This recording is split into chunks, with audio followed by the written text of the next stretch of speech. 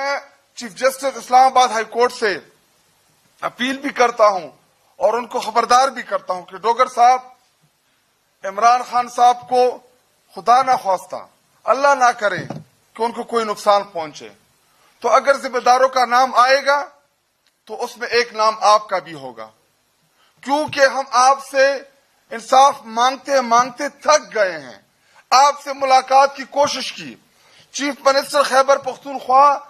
Open court میں آپ کے پاس آئے کہ میرا لیڈر بیمار ہے، رسائی دی جائے، ڈاکٹر سے علاج کرایا جائے۔ یہ وہی عدلیہ تھی جس نے سہولت کاری کی، نواز شریف کو لندن بھیجا۔ عمران خان صاحب لندن نہیں جانا چاہ رہے، عمران خان صاحب پاکستان کے اسلام آباد پنڈی کی حدود میں شفا انٹرنیشنل ہسپتال سے اپنا علاج چاہ رہے ہیں۔ وہ اس ملک کا سابقہ پرائم منسٹر ہے۔ عمران خان صاحب 25 کروڑ عوام کا سب سے محبوب لیڈر ہے، اور محسن نقوی سے پریس کانفرنس کرا کے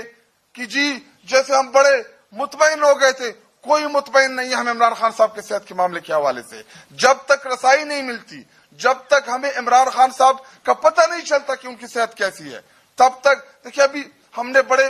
پرتواری کا مظاہرہ کیا، ہم نے